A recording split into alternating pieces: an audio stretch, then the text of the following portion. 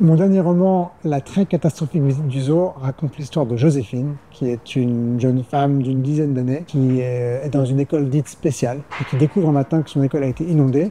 Les pompiers pensent que c'est un accident, elle est persuadée que c'est un acte criminel. Quelqu'un a voulu inonder son école. Pourquoi et qui? Et elle va mener une enquête qui va l'emmener dans une rencontre avec ses camarades, avec ses enseignants, avec les adultes. Alors, on va découvrir, évidemment, au fil de l'enquête, ce qui s'est passé et pourquoi. Comment est-ce que je me suis inspiré pour les personnages? C'est toujours dur de parler de l'inspiration et de comprendre vraiment d'où elle vient. Je sais en tout cas que le point de départ de ce livre, pour moi, c'était de trouver une narration différente. J'avais eu dans mes précédents romans des narrateurs adultes, narrateurs omniscients, narrateurs à la première personne, hommes, femmes, toutes sortes de narrateurs, mais des enfants jamais. Et j'ai eu envie d'explorer cette piste et de voir ce que ça amenait comme différence dans le ton et la narration. Ce qui m'a donné envie de lire et envie d'écrire, je pense que ce sont les histoires qu'on m'a racontées quand j'étais enfant. Le fait que mes parents me lisent beaucoup d'histoires, me racontent beaucoup d'histoires, ça m'a donné envie de lire. Puis à force de lire, je me suis dit, mais moi aussi j'aimerais écrire des histoires comme celles que j'aime lire. Alors j'ai commencé ce petit journal La Gazette des Animaux quand j'avais 9 ou 10 ans. On a décidé de faire un petit journal sur la nature. Et c'était au début un petit journal très rudimentaire de 5 ou 6 pages avec des articles de 3-4 lignes et pour ainsi dire sans photo. Je pense que l'idée d'un journal m'a permis de trouver un premier support pour écrire, d'avoir une publication régulière, mais j'écrivais déjà beaucoup.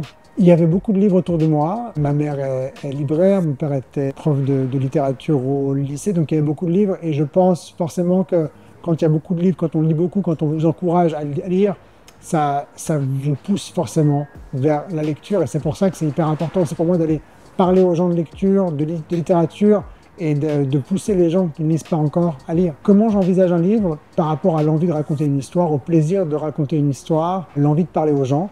Et c'est de ça que ça part. Et c'est toujours difficile de savoir s'il y a une raison personnelle ou plus large, mais c'est vraiment cette envie, cette urgence que j'ai depuis toujours, je crois, de raconter une histoire. Et je me rends compte en librairie, dans les retours de mes lecteurs, que j'ai des lecteurs de tous âges, de tout horizon, et que c'est vraiment quelque chose pour moi qui me rappelle combien la littérature est le ciment de la société dans laquelle on vit. Et j'avais envie d'aller parler à des enfants encore plus jeunes et de me dire, mais en fait, il faut faire découvrir le goût de la lecture aux enfants à partir de 8, 9, 10, 11 ans. Et j'ai essayé de proposer ce livre qui pourrait plaire à la fois aux parents, à la fois aux grands-parents et à la fois aux enfants. Il y a, et c'est une opportunité géniale, de plus en plus de gens qui parlent de livres sur Instagram, sur TikTok, sur les réseaux. C'est important parce que je crois que c'est important d'aller parler aux gens où ils sont. Et ce qui est surtout important, c'est d'aller parler aux gens qui ne lisent pas encore, parce que je crois que tout le monde aime lire, mais que tout le monde ne le sait pas encore. La lecture, c'est un acte qui doit et qui peut avoir lieu partout. On a l'impression que lire, ça veut dire qu'on doit bloquer une soirée et s'asseoir et lire pendant 3 heures de suite. Non, lire, c'est avoir un livre dans sa poche, un livre dans son sac, et lire 5 minutes par-ci, 10 minutes par-là, quand on a le temps. Et c'est à force de meubler sa journée à coup de 5 minutes ici et là qu'on lit, vraiment.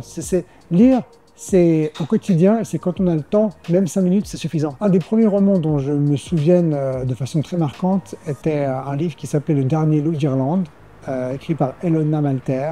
Je devais avoir 11 ans et je me souviens qu'à la fin, le loup meurt et j'ai pleuré.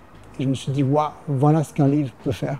Écrire 2 adaptations, ça me plairait. C'est toujours intéressant aussi de vivre cette expérience. Il y a de l'intérêt pour tous mes livres et des démarches qui avancent depuis quelques années. Mais ça ne se concrétise pas, et c'est ce qui me plaît au fond, c'est que c'est difficile. On me dit souvent, ah, mais tes livres sont très cinématographiques, on voit tout de suite le film ou la série télé. Et en réalité, quand on met les mains dedans, on se rend compte que l'adaptation n'est pas si simple. Et la force de la lecture, c'est qu'on peut imaginer tout de suite, de façon très simple, n'importe quoi, et qu'on se laisse emporter dans une histoire, et que de mettre tout ça en images de série ou de cinéma, c'est pas si simple. Je n'avais jamais rencontré quelqu'un comme elle. Vous vous appelez comment? Lola. Il y avait quelque chose de magique en elle, quelque chose que je n'avais encore jamais vu. Ce qui me plaît, c'est d'écrire un livre dans lequel je confie au lecteur la responsabilité d'imaginer. Et donc je ne veux pas vous donner ni le titre du livre que j'adapterai, ni les acteurs, parce que justement, moi je ne vois pas mes personnages de façon très claire, parce que je veux que mes lecteurs imaginent. Et quand des lecteurs viennent me dire « Ah, mais j'imagine ce personnage comme un tel ou comme un tel », je dis bah, « Si vous pensez qu'ils sont comme ça, ils sont comme ça ».